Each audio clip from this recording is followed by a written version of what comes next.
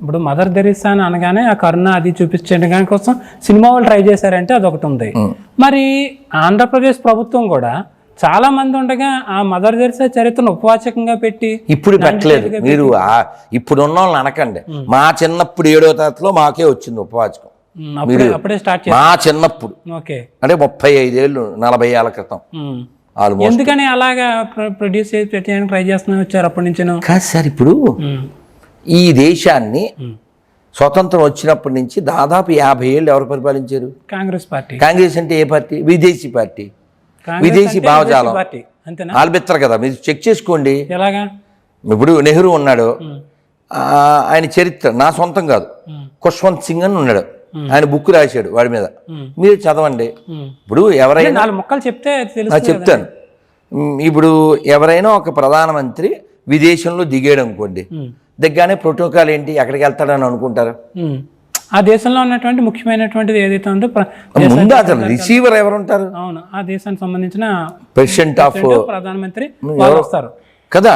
అతను రాజ్భవనానికి వెళ్ళాలి. మనోడు దిగడం మౌంట్ బాటన్ కొంపకి వెళ్ళిపోవడం.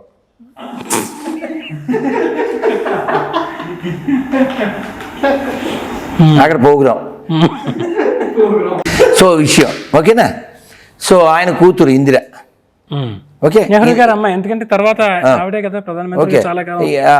ఇప్పుడు ఢిల్లీలో సమాధుల్లో 40 ఎకరాల ఎంతో మన గాంధీ గారి సమాధి, నెహ్రూ గారి సమాధి, వీళ్ళందరికీ. మహాత్మాగాంధీ గారికి 44 ఎకరాలు ఎంతో, మళ్ళీ ఇందిరాకి ఎన్నో ఎకరాలు, రాజీవ్కి ఎన్నో ఎకరాలు. ఇందిరా, రాజీవ్, కరమ్చంద్కి, వీళ్ళు ముగ్గురికి ఎకరాలు ఇచ్చారు. మరి ఇందిర మొగుడికి సమాధి ఎక్కడ ఉంది? అతని పేరేంటి? ఫిరోజ్. ఓకేనా.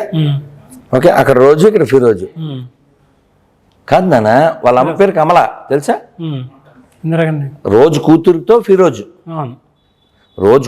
ఫిరోజు. ఓకేనా, అయిపోయింది. ఆ ఫోటోలు అవన్నీ చూడొచ్చు. ఆవిడ చనిపోయినప్పుడు రాజీవ్ గాంధీ ఫోటోలో చూడొచ్చు, కల్మా అది చదువుతారు. ఎందుకని? అవసరం లేదు, ఆల్బెత్తరాయన మహా కాబట్టి. అది ఓకే ఓకే, మీకు అర్థమైందా? మీరు నెహ్రూ కానీ ఇందిరాగాంధీ ఎప్పుడో ఏదో టెంపుల్స్కి వెళ్ళినట్టు కొంత చరిత్ర ఉంది, కానీ నెహ్రూ ఎప్పుడో గుడికి వెళ్ళడం చూసారు? కనిపించలేదు. గుడి చెట్టు అవి తప్ప ఎప్పుడో గుడి. నేనేం అనలేదు లేదు. ఓకే, ఇప్పుడు అలాంటి చరిత్రే వాళ్ళకు ఉంది కాబట్టి. మరి రాజీవ్ గాంధీ భార్య ఎవరో మనకు తెలుసు, అమెయినో ఏదో పేరుంది, బాల్ డాన్సర్. ఓకే, సో కాబట్టి పార్టీ కల్చర్ ఇంకా ఆ డిఎన్ఏ ఇంకా అదంతా అట్లే ఉంటుంది. మన దేశ నాశనం కోసం వాళ్ళు కష్టపడ్డారు, ఇంకా కష్టపడుతున్నారు. ఇప్పుడు నేను దత్తాత్రేయ వంశకుడిని, బ్రాహ్మణ్ణే అన్నాడు ఆయన అని సొల్లు చెప్పి కేరళ వెళ్ళి బీఫ్ తినేస్తాడు. మరి అది చేయకూడదు కదా. బ్రాహ్మణ బీఫ్ తింటాడండి, అస్సలు ముట్టుకోకూడదు, దాన్ని వ్యతిరేకించాలి కూడా. సో కాబట్టి ఇదా మీకు జోక్ చెప్తా సరదాగా ఊరికే. పెరియార్ బ్యాచ్ ఒకటి ఉంది, అవును, తమిళనాడు. కూతుర్ని పెళ్లి చేసుకునే బ్యాచ్. సో మనం పెంచే మొక్క ఫ్రూట్ కాసింది, తింటే తప్పేటి అన్నాడు ఆయన. నేను అలా. సరే, విషయం ఏంటంటే అంటే ఆయన కూడా అలా చేశాడు కూడా, అలా దగ్గరగా కూడా ఉండి స్వయంగా పెరియార్ కూడా అంత మహానుభావుడే. ఇప్పుడు ఒక ఆవిడని పెంచాడండి. ఇప్పుడు కోట శ్రీనివాసరావు బ్రహ్మానంద్ ఏదో సినిమా ఉంది, పేరు తెలదు నాకు, సంథింగ్ ఏదో సినిమా చాలా 30 ఏళ్ల క్రితం కదా. ఆ సినిమాలో ఈ కోట శ్రీనివాసరావుకి పిల్లని ఎవరో, అందుకని ఎవరో పిల్లని తెచ్చి పెంచుకుంటాడు.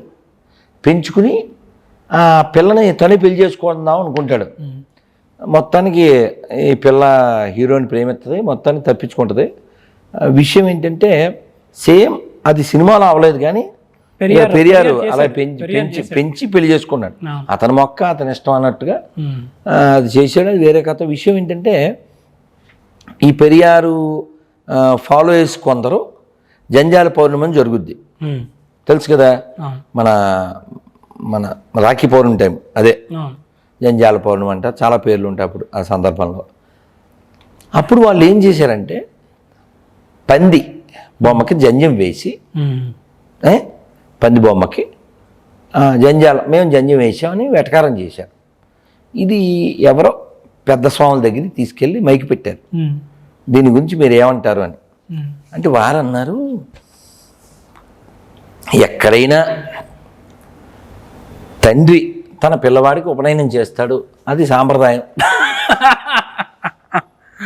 అని చెప్పేశారు. అంతే, ఇంకేం అనలేదు. ఎందుకంటే దాని మీద ఆ బురద మీద రాయేస్తే మాకు కూడా అనవసరం అన్నట్లుగా ఆయన తేల్చి చెప్పేశారు.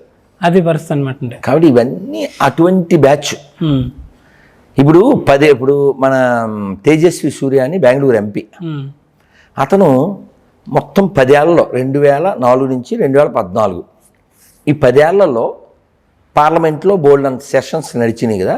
ఈ కాంగ్రెస్ మాట్లాడినవన్నీ ఆ లెక్చర్స్ అంతా కరెక్ట్ చేసి ఎక్కడైనా దేశం, ధర్మం, దేవాలయం, సంస్కృతి ఈ పదాలు వచ్చినాయి అని వెతికాడు. 10 ఏళ్లలో ఎక్కడా రాలేదు sir. That is power of, that is dedication of Congress party. అదే కాంగ్రెస్ 2014లో మళ్ళీ ఎలక్ట్ అయితే హిందువుల్ని ఎలా నాశనం చేయాలో బిల్లు రెడీ చేసింది. అంటే ఒకవేళ ఎక్కడైనా అంటే ఒక శాంపిల్ అందులో వాళ్ళ అంటే హిందుత్వ నాశనానికి కాంగ్రెస్ ఎంత కష్టపడుతుంది, ఎంత డెడికేట్గా ఉందని చెప్పడానికి వాళ్ళు తీసుకొచ్చిన బిల్లు ఏముందంటే, తీసుకురావాలనుకున్న బిల్లులో ఎక్కడన్నా గొడవ అయిందనుకోండి, ఆ గొడవలో ఎవరన్నా ఒక మైనారిటీ వచ్చి హిందువులు కొడితే హిందువులు జైల్లో వేస్తారు. శాంపిల్ చెప్పాను.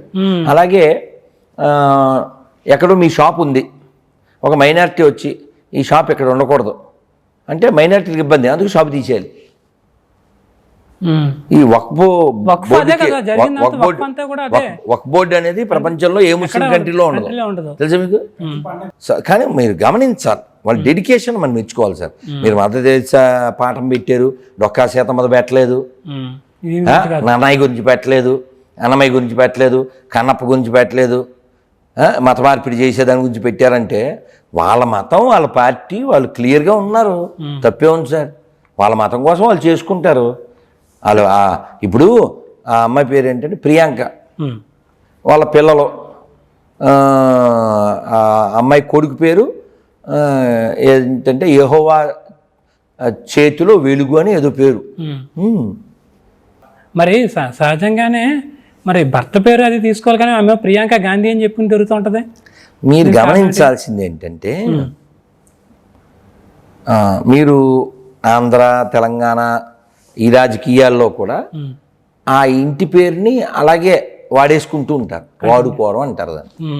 నేను పలానా వాడిని బిడ్డనే, ఎర్రగడ్డనే అంటూ ఉంటారు. వాడుకు దబ్బడం అంతే, నీతి లేకపోవడం అంతే సార్, ఒక మాటలో అంతే. అంటే అంతే అని అనడానికి ఇక్కడ చిన్న లాజిక్ కూడా ఉందండి. ఇప్పుడు Kadapa city, Kurnool city, Guntur city, ఇక్కడ ఏమైపోయిందంటే కనుక ఈ మతాంతరికలు పెరిగిపోయిన తర్వాత ఆ జనాభా ఎక్కువ ఉంది అనే ఉద్దేశంతో ఎమ్మెల్యే సీటు, మేయర్ సీటు అన్ని పార్టీలు కూడా అదే మతానికి ఇచ్చి గెలిపించుకునేటువంటి పరిస్థితి వచ్చేసింది. అలాగే కొన్ని చోట్ల ఏమో ఇంకో మతానికి ఇచ్చే పరిస్థితి వచ్చేసింది. మరి దీన్ని అలా వదిలేయడం అంటారా? ఇప్పుడు ఎవరికి ఉండాలంటారు? సోయి ఎవరికి ఉండాలి? ఎప్పుడైతే ఇస్లాం, క్రైస్తవం పెరుగుతుందో అప్పుడు దేవాలయాలు నాశనం అవుతాయి. ఆబ్వియస్లీ ఆల్రెడీ జరుగుతుంది కూడా అదే. ఇప్పుడు కరాచీలో ఎక్కడో ఒక చికెన్ షాప్ ఉంది, పెద్ద విషయం ఉంది. ఆ చికెన్ షాప్ కాదు, అది రాములవారి గుడి. రాములవారి గుడి చికెన్ షాప్ అయిపోయింది కాలక్రమేణా. ఎందువల్ల? నువ్వు లేవుగా.